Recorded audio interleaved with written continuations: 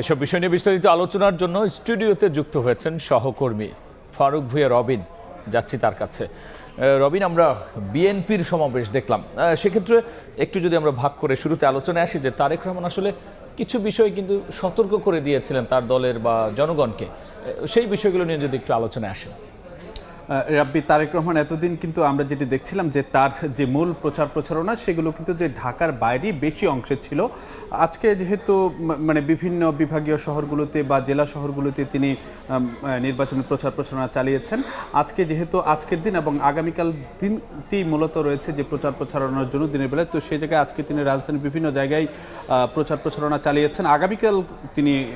আগামীকালও বিভিন্ন জায়গাতে রাজধানীর প্রচার প্রচারণা চালাবেন। তো সেই জায়গাতে তিনি বেশ কিছু যে সতর্ক বার্তাটি দিয়েছেন সেখানে তিনি বলেছেন যে একটি গোষ্ঠী এখনও যে ষড়যন্ত্রের চেষ্টা রয়েছে এবং তারা ধর্মের নামে মানুষকে বিভ্রান্ত করছে, এবং একই সঙ্গে তিনি বলেছেন যে সেই গোষ্ঠীর লোকজন নকল সিল বানাতে গিয়ে ধরা পড়েছে, এবং একই সঙ্গে কিন্তু সেই জায়গাতে তিনি বলেছেন যে তাদের লোকজন মা বোনদের এনআইডি নাম্বার বা বিকাশ নাম্বার নিয়ে বিভ্রান্ত করার চেষ্টা করছে, এবং অতীতেও তাদের ভূমিকা দেখা গেছে সেটি ৭১-এর স্বাধীনতার সংগ্রামের সময় যেমন দেখা গেছে, মুক্তিযুদ্ধের সময় বা ৯০-এর যে আন্দোলনের সময়ও যে ভূমিকার কথা স্মরণ করিয়ে দিয়ে তারেক রহমান যেটি বলছেন যে আজ আবার তারা নানান রকম কথাবার্তা বলে বিভ্রান্ত করার চেষ্টা করছে এবং বিভিন্ন রকম কথাবার্তা বলে যে ভিতরে ভিতরে ষড়যন্ত্র করার চেষ্টা করছে। এই কথাটি কিন্তু তারেক রহমান আজকে বলেছেন, এবং সেই জায়গায় তিনি বলেছেন যে সবাই যেন সতর্ক থাকেন, সজাগ থাকেন, এবং ভোট ছিনতাই রুখে দেওয়ার জন্য যেন সবাই সতর্ক থাকেন এবং মানুষের ভোটাধিকার যেন কেড়ে নেওয়া না হয় সে বিষয়ে আসলে সতর্ক করে দিয়েছেন তারেক রহমান।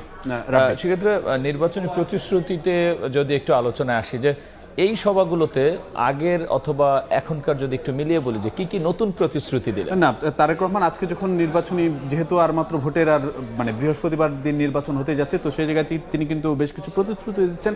রাজধানীকে ঘিরেও বেশ কিছু প্রতিশ্রুতির কথা তিনি বলেছেন যে বাংলাদেশ হবে নিরাপদ ও বাসযোগ্য, এবং একই সঙ্গে ঢাকা শহরকেও তিনি সেভাবে গড়তে চান, এবং সেই জন্য রাজধানীতে ৪০টি খেলার মাঠের কথা বলেছেন, একটি সড়ক প্রশস্ত করার কথা বলেছেন, এবং আরও যে প্রতিশ্রুতিগুলো দিয়েছেন সেখানে যেমন অর্থনৈতিক স্বাধীনতা নিশ্চিত করা, দুর্নীতি দমন করা, আইন শৃঙ্খলা রক্ষা, সেই বিষয়গুলোকে তিনি অগ্রাধিকার দিয়েছেন সেটি তিনি বলেছেন। এবং একটু আগে আমাদের প্রতিবেদনে নিশ্চয়ই আপনারা দেখেছেন যে বিএনপি যদি সরকার গঠন করতে পারে তাহলে পরদিন থেকে আসলে যে আইন শৃঙ্খলা রক্ষার ক্ষেত্রে তারা সর্বোচ্চ অগ্রাধিকার দেবেন, জন্য এই শহর বাসযোগ্য হয়, নিরাপদ হয়, সবাই যেন স্বাচ্ছন্দ্যে ব্যবসা বাণিজ্য করতে পারেন, চলাফেরা করতে পারেন, সেটি নিশ্চিত করে তার অগ্রাধিকার, সেটি তারেক রহমান বলেছেন, বিএনপি চেয়ারপারসন বলেছেন। এবং একই সঙ্গে তিনি বলেছেন যে দেশ পুনর্গঠন ও মানুষের ভাগ্য পরিবর্তনই বিএনপির একমাত্র লক্ষ্য। রাব্বি, আজকে কিন্তু যে জামায়াত নেতারা এবং যে তাদের জোটের নেতারাও কথাবার্তা বলেছেন, এই সংক্রান্ত আমাদের প্রতিবেদন রয়েছে, তারপর ফিরব আলোচনায়। দর্শক, জামাতের নেতারা এবং যে নেতৃত্বাধীন ১১ দলীয় জোটের নেতারা আজকে একটি রাজধানীতে একটি নির্বাচনী সভায় অংশ নিয়েছিলেন এবং সেখানে তারা বক্তব্য করেছেন।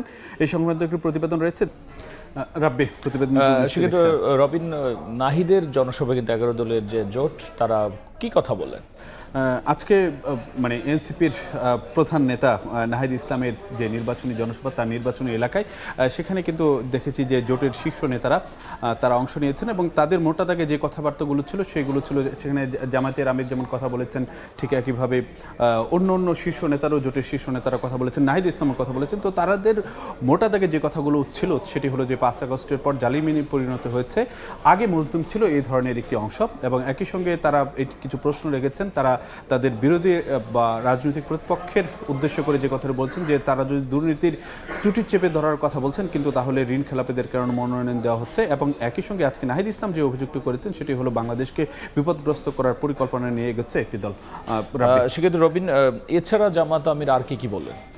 সে জায়গাতে আমরা যেটি দেখতে পাচ্ছি যে আজকে কিন্তু যে জামায়াত আমির তিনি নির্বাচনী জনসংযোগ করেছেন এবং সেখানে ভোটের পরিস্থিতি নিয়েও কথাবার্তা বলেছেন, এবং সেই জায়গাতে তিনি বলেছেন যে এখন পর্যন্ত ভোটের পরিস্থিতি সন্তোষজনক এবং তিনিও জয়ের বিষয়ে আশাবাদী, সেই কথাও কিন্তু তিনি বলেছেন। এবং সেই জায়গায় তিনি উল্লেখ করেছেন পরিবর্তনের পক্ষে গণজোয়ার শুরু হয়েছে, এবং যদি সুযোগ পায় জামাত তাহলে সেক্ষেত্রে দলীয় সরকার নয়, তারা ঐক্যবদ্ধ সরকার গঠন করবেন, এমন কথাও কিন্তু যে দলটির আমির জানিয়েছেন।